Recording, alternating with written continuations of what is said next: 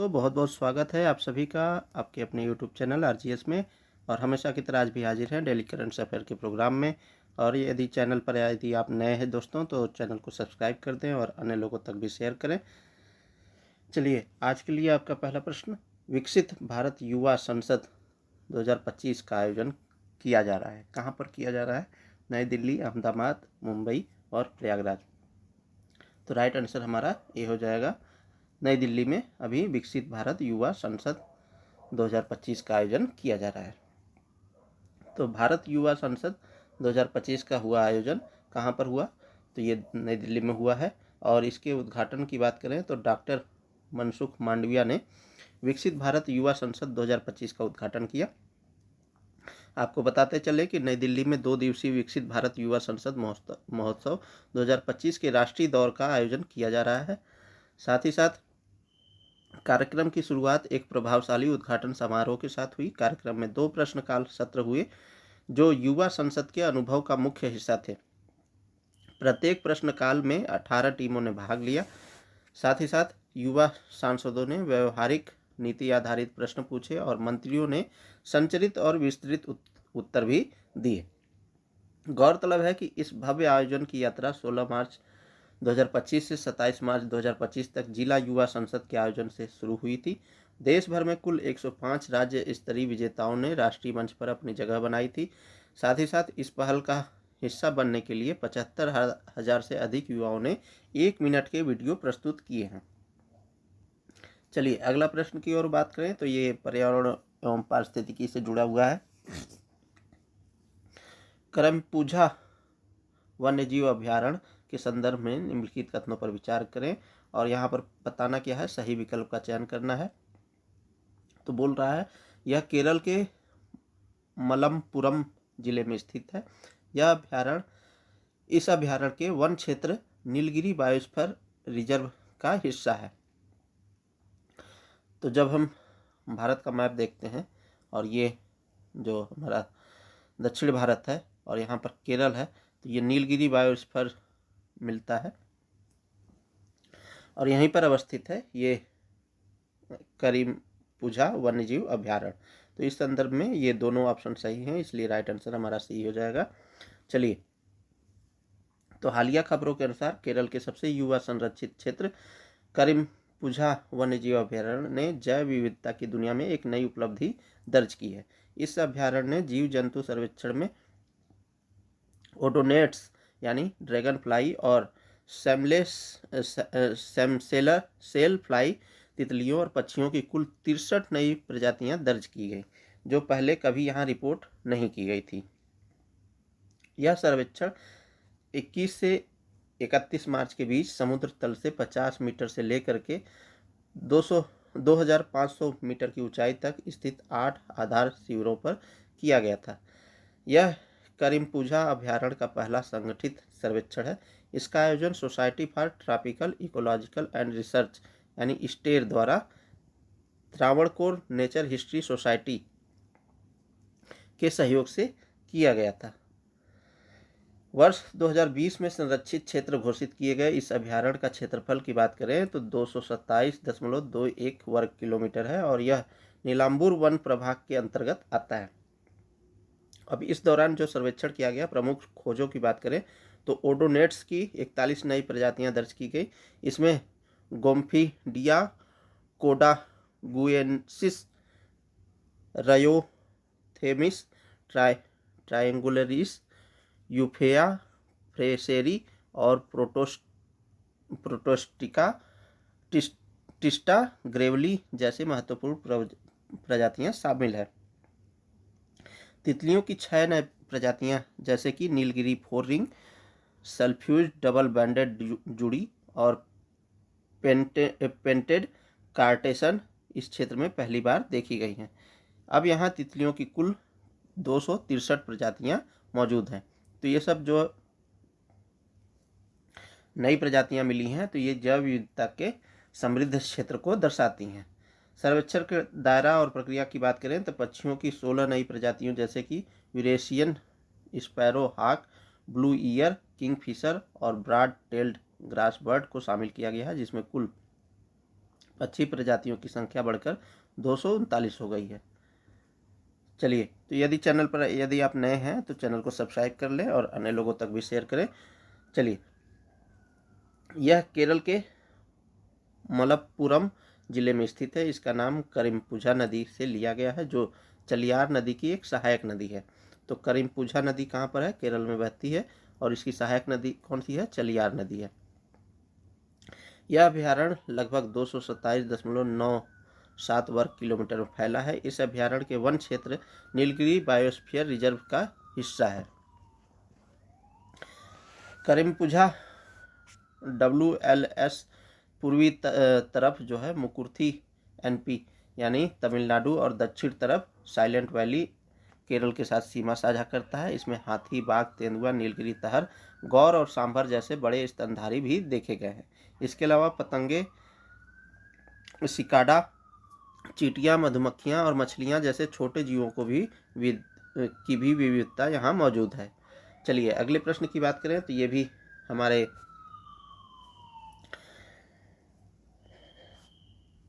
पर्यावरण से संबंधित एक प्रश्न है। तो नैनी झील के घटते जल स्तर के लिए कौन सा कारक जिम्मेदार है? तो नैनी झील कहाँ पर है? ये उत्तराखंड में है, और यहाँ पर उसका जो एरिया है, इंक्रोचमेंट एरिया है, वो जो है घटता जा रहा है। तो इसका प्रमुख कारण क्या है? झील के चारों ओर का निर्माण इसका प्रमुख कारण बना हुआ है। चलिए, बात करें तो रिकॉर्ड निम्न स्तर दर्ज किया गया है। नैनीताल की नैनी झील का जल स्तर 4.7 फीट के रिकॉर्ड न्यूनतम स्तर पर पहुंच गया है, जो 5 साल में सबसे कम है। इसकी प्रमुख चिंताएं हैं। इस गिरावट से गर्मी के मौसम से पहले पेयजल की उपलब्धता को लेकर चिंताएं बढ़ गई हैं, क्योंकि यह झील जो है पेयजल की भी आपूर्ति करता है। संभावित प्रभाव क्या क्या हो सकते हैं? तो झील अपने गेज स्तर से नीचे जा सकता है, यानी जो एक मानक होता है उससे नीचे जा सकता है, जिससे शहर की जल आपूर्ति प्रभावित होगी। पर्यावरण पर फोकस की बात करें तो इस स्थिति से अधिकारियों और पर्यावरण वैज्ञानिकों को झील का जलवायु परिवर्तन, प्रदूषण और शहरीकरण के दीर्घकालिक प्रभावों की जांच करने के लिए प्रेरित किया गया है। अब नैनी झील में पानी के लिए जल स्तर घट रहा है, उसके प्रमुख कारणों की बात कर लें तो जलवायु परिवर्तन एक मुख्य कारण है, जिसमें बर्फबारी में कमी हुई है, वर्षा में कमी, साथ ही साथ प्रदूषण बढ़ता जा रहा है। यहाँ पर अनुपचारित जल, अपशिष्ट जल, यानी बिना STP के जो है दूषित जल को झील में छोड़ दिया जा रहा है। अनुचित अपशिष्ट निपटान, यानी कूड़ा करकट भी जो है इसी में डाला जा रहा है। जनसंख्या वृद्धि भी एक प्रमुख कारण माना जा रहा है। पर्यटक गतिविधि जो है बढ़ रही है, स्थानीय जनसंख्या भी वृद्धि हो रही है। अनुयोजित निर्माण, यानी यहाँ पर अतिक्रमण बढ़ रहा है, साथ ही साथ झील के चारों ओर निर्माण कार्य भी बढ़ रहा है, इसलिए चिंता का विषय बना हुआ है। इससे जलवायु परिवर्तन पर प्रभाव क्या पड़ेगा? तो ये बढ़ता तापमान, इस क्षेत्र में 1970 से 1922 के बीच तापमान में 1.5 डिग्री सेंटीग्रेड की वृद्धि देखी गई है। अब देखिए, जब गर्मियों का मौसम आता है तो ज़्यादातर पर्यटक जो है उसी एरिया में, मतलब उत्तराखंड के नैनी झील ज़्यादातर लेक वगैरह का आनंद लेने के लिए जाते हैं। और 1970 से 2022 के बीच में 1.5 डिग्री सेंटीग्रेड की वृद्धि हुई है। तो ऐसे में जो पर्यटन है वहाँ पर वो भी प्रभावित होगा। साथ ही साथ जो पर्यावरणीय अनुकूलता है वो भी प्रभावित होगी। वर्षा में कमी आएगी। वर्षा और बर्फबारी के पैटर्न में बदलाव के कारण वर्षा और बर्फ का जमाव कम हो गया है, जो झील के जल स्तर को बनाए रखने के लिए महत्वपूर्ण है। वर्षा में गिरावट भी दर्ज की गई है। नैनीताल में 2022 में 2400 मिलीमीटर से घटकर 2024 में 2000 मिलीमीटर बारिश होगी और 2025 में बर्फबारी नहीं होगी। शहरीकरण के प्रभाव की बात करें तो विशेषज्ञ पुराने बुनियादी ढांचे और शहरीकरण को कम वर्षा और भूमि में सीमित रिसाव क्षमता के बिगड़ते प्रभाव से जोड़ते हैं। चलिए, अगले प्रश्न की ओर बढ़ें। तो हाल ही में जल संरक्षण के तहत भागीरथ ऐप उत्तराखंड ने लॉन्च किया है। अब नैनीताल झील में जो है वहाँ पर जल स्तर कम हो रहा है, ठीक है, और अन्य जो जल स्रोत हैं वहाँ पर भी जो है जल स्तर कम हो रहा है। इस कंडीशन में उत्तराखंड के गवर्नमेंट ने भागीरथ ऐप लॉन्च किया है। इस ऐप के माध्यम से लोग अपने क्षेत्र के क्रिटिकल और संकटग्रस्त जल स्रोतों की जानकारी साझा करेंगे। यानी क्रिटिकल मैंने पढ़ दिया, क्रिटिकल और संकटग्रस्त जल स्रोतों की जानकारी साझा करेंगे। तो पूछ क्या रहा है, उपयुक्त कथनों में से कौन सा कथन सही है? तो यहाँ पर दोनों कथन सही है। चलिए व्याख्या को देखें। तो मुख्यमंत्री आवास स्थित मुख्य सेवक सदन में शुक्रवार को मुख्यमंत्री पुष्कर सिंह धामी ने धारा मेरा नौरा मेरा गांव यानी मेरा प्रयास मेरा पर आधारित, यानी मेरा गांव पर आधारित, गांव होगा, मेरा प्रयास मेरा गांव पर आधारित भागीरथ मोबाइल ऐप का शुभारंभ किया। किसने किया? वहां के जो मुख्यमंत्री हैं, कौन है? पुष्कर सिंह धामी जी। इस ऐप के माध्यम से लोग अपने क्षेत्र के क्रिटिकल और संकटग्रस्त जल स्रोतों की जानकारी साझा कर सकेंगे। ऐप के माध्यम से चिन्हित स्रोतों का सरकार पुनर्जीवीकरण की दिशा में काम करेगी। मुख्य सेवक सदन में जल संरक्षण अभियान 2025 के तहत एक दिवसीय कार्यशाला का आयोजन भी किया गया। इस अवसर पर सीएम पुष्कर सिंह धामी ने जल संरक्षण अभियान 2025 से जुड़े ब्रोशर का विमोचन किया और कहा कि प्रदेश के जल स्रोतों, नौलों, धारों तथा वर्षा आधारित नदियों का संरक्षण करने के उद्देश्य से spring and river rejuvenation authority यानी सारा का गठन किया गया है। सारा ने पिछले साल विभिन्न विभागों के माध्यम से प्रदेश के लगभग 6500 से अधिक जल स्रोतों के संरक्षण को उपचार का काम किया। साथ ही साथ 3.12 मिलियन घन मीटर वर्षा जल संचयन भी किया गया। सारा की ओर से मैदानी क्षेत्रों में केंद्रीय भूजल बोर्ड के सहयोग से भूजल रिचार्ज के विभिन्न प्रयास भी किए जा रहे हैं। चलिए आगे बढ़ते हैं। प्रदेश की नदियों को पुनर्जीवित करने के अपने प्रथम चरण में तकनीकी वैज्ञानिक दृष्टिकोण के आधार पर नयार, सौंग, उत्तरवाहिनी, शिप्रा और गोंडी नदी के उपचार को IIT NIH रुड़की के सहयोग से विस्तृत परियोजनाएं रिपोर्ट भी तैयार की जा रही है कि जल संरक्षण के अभियान को ग्राम स्तर से राज्य स्तर तक व्यापक रूप से चलाया जाएगा। वहाँ के कृषि मंत्री यानी उत्तराखंड के कृषि मंत्री गणेश जोशी ने कहा कि इस ऐप के माध्यम से आम जन अपने क्षेत्रों के क्रिटिकल और सूख चुके जल स्रोतों की जानकारी साझा कर सकेंगे।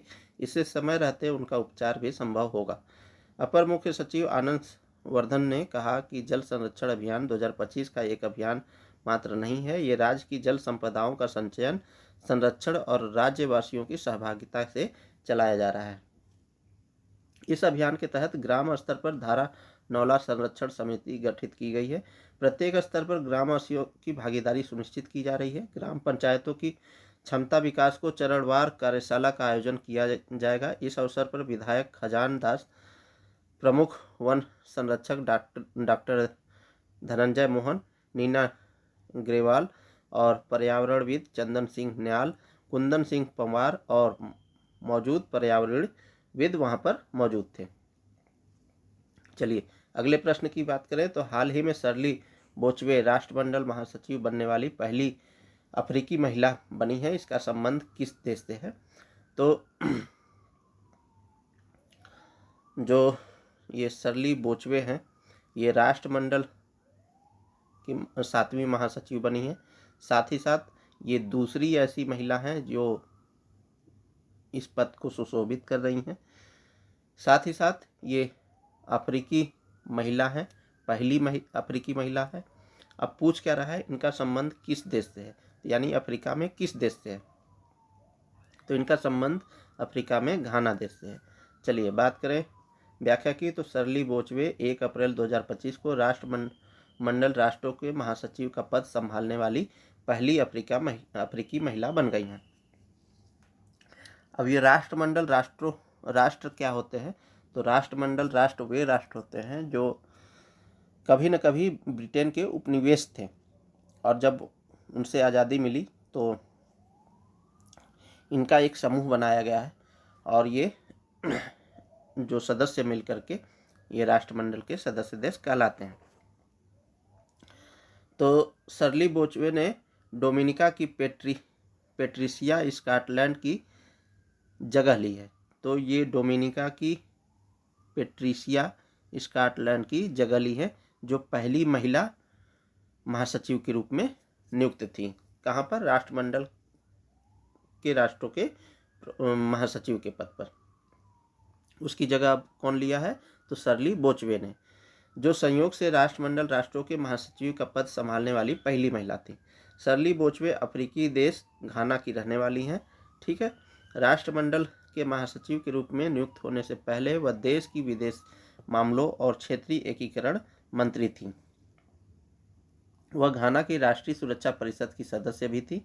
राजनीति में प्रवेश करने से पहले वह एक व्यवसायी थी। उन्होंने एक सफल मार्केटिंग और संचार फर्म का नेतृत्व किया और पर्यटन क्षेत्र में एक सलाहकार के रूप में भी काम किया।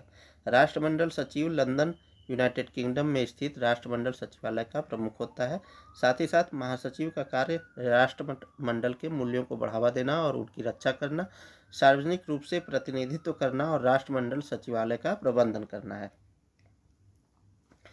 राष्ट्रमंडल के बारे में बात करें तो दुनिया के सबसे पुराने राजनीतिक संगठनों में से एक है, जिसकी जड़ें ब्रिटिश साम्राज्य में है। 1929 की बैठक में ब्रिटिश राष्ट्रमंडल राष्ट्रों का गठन किया गया था, जिसमें ब्रिटेन और वे स्वतंत्र देश शामिल थे जो कभी ग्रेट ब्रिटेन द्वारा शासित थे और जिन्होंने ब्रिटिश सरकार का अपना नाम मात्र राष्ट्राध्यक्ष स्वीकार किया गया था। 1947 में भारत की स्वतंत्रता के बाद 1949 में लंदन में राष्ट्रमंडल प्रधानमंत्रियों की बैठक आयोजित की गई थी और इसी में जो है भारत राष्ट्रमंडल सदस्य देशों का मेंबर बना था। इस बैठक में यह निर्णय लिया गया कि कोई देश जो ब्रिटिश साम्राज्य को अपना राष्ट्राध्यक्ष स्वीकार नहीं करता है, राष्ट्रमंडल का सदस्य बन सकता है। वर्तमान में 56 देश राष्ट्रमंडल के सदस्य देश हैं, जिसका मुख्यालय लंदन के यूके में है। चलिए अगले प्रश्न की बात करें तो हाल ही में केंद्र सरकार ने कब तक नक्सल मुक्त भारत बनने की घोषणा की है? तो मार्च 2026, मार्च 2027, जनवरी 2026, दिसंबर 2026। तो मार्च 2026 तक केंद्र सरकार का लक्ष्य है कि नक्सल मुक्त भारत बनाया जाए। तो अभी परसों की न्यूज़ पढ़ेंगे न्यूज़पेपर, तो उसमें दिया गया है कि अभी जो 12 प्रमुख नक्सल एरिया प्रभावित क्षेत्र थे वो उनकी संख्या घट करके अब 6 हो गई है। तो केंद्रीय गृह मंत्री ने घोषणा की कि केंद्र सरकार नक्सल मुक्त भारत की दिशा में दृढ़तापूर्वक कार्य कर रही है तथा 31 मार्च 2026 तक नक्सलवाद का समूल नाश करने का लक्ष्य निर्धारित किया गया है, जिसका उद्देश्य नागरिकों की सुरक्षा सुनिश्चित करना है। वामपंथी उग्रवाद यानी लेफ्ट विंग एक्सट्रीमिस्ट का उन्मूलन करने हेतु राष्ट्रीय नीति और कार्य योजना 2015 का अंगीकरण किया गया है, जिसमें एक ऐसे बहुआयामी कार्यनीति का क्रियान्वयन किया गया है जिसमें सुरक्षा उपायों, विकास पहलों और सामुदायिक अधिकार संरक्षण को शामिल किया गया है। प्रधानमंत्री ग्राम सड़क योजना सेकंड के अंतर्गत वामपंथी उग्रवाद प्रभावित क्षेत्रों के लिए सड़क परियोजना दूर दराज के क्षेत्रों तक पहुंच में सुधार लाने और सुरक्षा को सुविधाजनक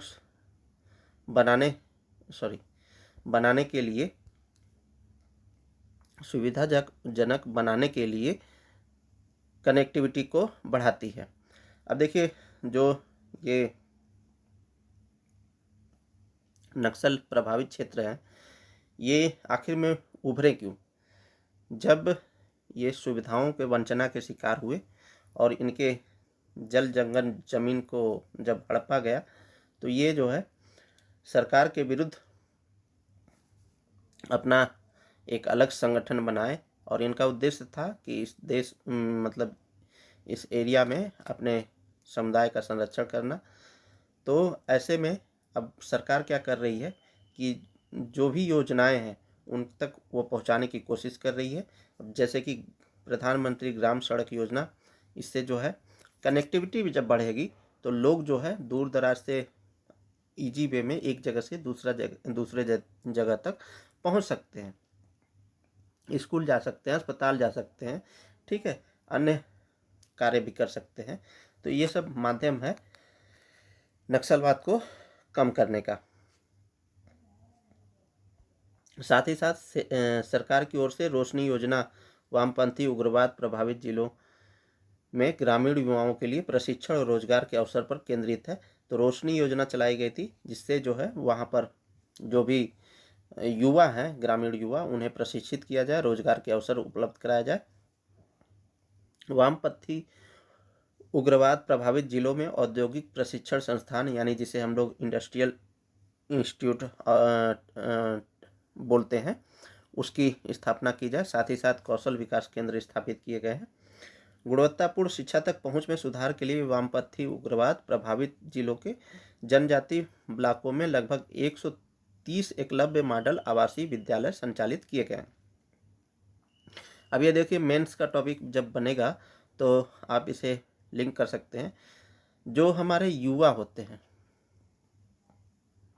या देश के नागरिक होते हैं, उन्हें शिक्षा दी जाए, फिर क्या दिया जाए, प्रशिक्षण दिया जाए, कौशल दिया जाए, रोजगार के अवसर दिए जाए, स्वास्थ्य की सुविधाएं मुहैया कराया जाए। तो ये शिक्षा जो है, ये हम ऐसे कार्यबल में परिवर्तित कर सकते हैं जो अर्थव्यवस्था में योगदान दे सकते हैं, यानी देश की तरक्की में योगदान दे सकते हैं। यदि यही सब सारी चीज़ें, जैसे शिक्षा हो गया, स्वास्थ्य हो गया, कौशल हो गया और रोजगार हो गया, ये सब सारी चीज़ें न मिले, तो ऐसे में क्या होता है, आदमी जो है पथ भ्रमित हो जाता है और उसे अच्छे और भले की समझ नहीं रहती है।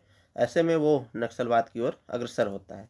तो यहाँ पर सरकार का प्रयास है रोशनी योजना के द्वारा ग्रामीण युवाओं को प्रशिक्षण देना, साथ ही साथ गुणवत्तापूर्ण शिक्षा उपलब्ध कराना, एकलव्य विद्यालयों के जरिए जो है वहाँ के बच्चों को शिक्षित करना, ये सब सरकार की पहल है। डिजिटल भारत निधि के अंतर्गत वामपंथी उग्रवाद प्रभावित क्षेत्रों में संचार के लिए मोबाइल टावर संस्थापित किए गए हैं। वामपंथी उग्रवाद प्रभावित जिलों में जनजाति युवाओं से संपर्क बढ़ाने के उद्देश्य से नेहरू युवा केंद्र संगठन के तहत जनजाति युवा आदान प्रदान कार्यक्रम आयोजित किए जाते हैं। अब देखिए, ऑपरेशन ग्रीन हंट, ये बहुत ही इम्पोर्टेंट है। जैसे बृहद स्तर के अभियानों में नक्सलवाद को समाप्त करने के लिए अर्धसैनिक बलों का परिनियोजन किया जाता है। तो ऑपरेशन ग्रीन हंट के जरिए जो है अर्धसैनिक बल नक्सल प्रभावित क्षेत्रों में वहाँ पर नक्सलियों का दमन करती है। नक्सल माओवादी विचारधारा से प्रेरित वामपंथी उग्रवाद का एक रूप है जो सशस्त्र विद्रोह के माध्यम से राज्य को समाप्त करने का प्रयास करता है। नक्सलवाद शब्द की उत्पत्ति की बात करें तो पश्चिम बंगाल के नक्सलवाड़ी गांव से हुई थी, जहां 1967 में पोषक जमींदारों के खिलाफ किसानों का विद्रोह हुआ था। वहीं से नक्सलवाद फैला और धीरे धीरे कई राज्यों में भी फैला, अभी जो है सिमटता जा रहा है। और इसमें सिमटने का मुख्य कारण है जो विकास की जो धारा है उन एरिया तक भी पहुंच रही है जहां तक ये पहुंचना चाहिए। चलिए, इसके बाद से यह एक जटिल उग्रवाद के रूप में विकसित हो गया जो भारत के कई राज्यों को प्रभावित कर रहा है। असमान भूमि वितरण और जमींदारों, साहूकारों और बिचौलियों द्वारा शोषणकारी प्रथाओं के कारण ग्रामीण और जनजातीय क्षेत्र में असंतोष नक्सलवाद के कारण है। नक्सलवाद प्रभावित क्षेत्रों में स्वास्थ्य सेवा, शिक्षा और रोजगार के अवसर जैसी बुनियादी सुविधाओं के अभाव के कारण लोग उग्रवाद की ओर बढ़ रहे हैं। उचित पुनर्वास के बिना औद्योगिक और खनन परियोजना के कारण विस्थापन से राज्य के प्रति गुस्सा और अविश्वास बढ़ता है, जिसके कारण कई लोग नक्सलवाद आंदोलनों में शामिल हो जाते हैं। तो विस्थापन के पश्चात जो है उनका क्या हो, पुनर्वास भी हो, तभी जो है उन्हें ये लगेगा कि हमें इस एरिया से विस्थापित किया गया जहाँ पर खनन कार्य हो सकता है, और इस एरिया से उठा करके कहीं पर जो है पुनर्वास किया गया उनके रहने के लिए, तो उनमें असंतोष की भावना नहीं पैदा होती है। चलिए अगले प्रश्न की ओर बढ़ें। तो हाल ही में सीनियर एशियाई कुश्ती चैंपियनशिप 2025 में देश के लिए एकमात्र स्वर्ण पदक किसने जीता है? तो दीपक पुनिया, उदित, ऋतिका हुड्डा और मनीषा भानवाला ने। तो मनीषा भानवाला ने एक मात्र गोल्ड जीता है। भारत ने 2025 सीनियर एशियाई कुश्ती चैंपियनशिप में 1 स्वर्ण, 3 रजत और 6 कांस्य पदकों के साथ जो है समाप्ति किया है, जिसमें मनीषा भानवाला ने भारत के लिए एकमात्र स्वर्ण पदक जीता है। किर्गिस्तान की राजधानी बिश्केक में आयोजित 2024 सीनियर कुश्ती चैंपियनशिप में 9 पदक जीते थे। सीनियर एशियाई कुश्ती चैंपियनशिप का आयोजन यूनाइटेड वर्ल्ड रेसलिंग द्वारा किया गया था। इसकी मेजबानी जॉर्डन की राजधानी अम्मान ने 25 से 30 मार्च 2025 तक की थी। तो अभी जो कहाँ पर हुआ था, ये जॉर्डन में हुआ था। अम्मान पहली बार इस प्रतिष्ठित महाद्वीपीय आयोजन की मेजबानी कर रहा है। भारत ने अम्मान के लिए 30 सदस्यीय कुश्ती दल भेजा था, जिसमें से 10 महिलाएं और 10-10 पुरुष फ्री स्टाइल और ग्रीको रोमन श्रेणियों के लिए गए थे। भारतीय दल में 2024 पेरिस ओलंपियन और विश्व कांस्य पदक विजेता अंतिम पंघाल और पूर्व विश्व अंडर 23 चैंपियन रितिका और विश्व स्तर पर अंडर 17 चैंपियन मानसी लाथर भी शामिल थे। मनीषा भानवाल ने 62 किग्रा वर्ग में स्वर्ण जीता है। तो ये याद रखिएगा, मनीषा भानवाल जिन्होंने एकमात्र स्वर्ण जीता 62 केजी भार वर्ग में इन्होंने खेला था। वहीं रितिका हुड्डा जो है 76 किलो वर्ग में, उदित ने 61 किलो वर्ग में, दीपक पुनिया ने 92 किलो वर्ग में रजत पदक जीता है। अंतिम पंघाल, मानसी लाथर, मुस्कान, दिनेश कुमार ने कांस्य पदक जीता है। यूनाइटेड वर्ल्ड रेसलिंग दुनिया में कुश्ती का शासी निकाय है और इसकी स्थापना की बात करें तो 1924 में इंटरनेशनल एमेच्योर रेसलिंग फेडरेशन के रूप में की गई थी। 1952 में इसका नाम बदलकर international federation of amateur wrestling कर दिया गया और फिर 2014 में इसका वर्तमान नाम यूनाइटेड वर्ल्ड रेसलिंग हो गया। इसका मुख्यालय जो है कार्सियर सुरवेवे स्विट्जरलैंड में है और इसके अध्यक्ष निनाद लालोविक हैं। तो ये था दोस्तों आज के लिए करंट अफेयर का प्रोग्राम। उम्मीद करते हैं आप लोगों को पसंद आया होगा और एग्ज़ाम की दृष्टि से बहुत ही इम्पोर्टेंट क्वेश्चन बनाया जाता है न्यूज़ देख करके और बहुत सारे चैनल्स देख करके। तो आप लोग चैनल को सब्सक्राइब कर दें और अन्य लोगों तक भी शेयर करें और अपने तैयारी को आगे बढ़ाते रहें। इन्हीं सब बातों के साथ मिलते हैं किसी अन्य वीडियो में। तब तक के लिए बहुत बहुत शुक्रिया, बहुत बहुत धन्यवाद। नमस्कार, जय हिंद।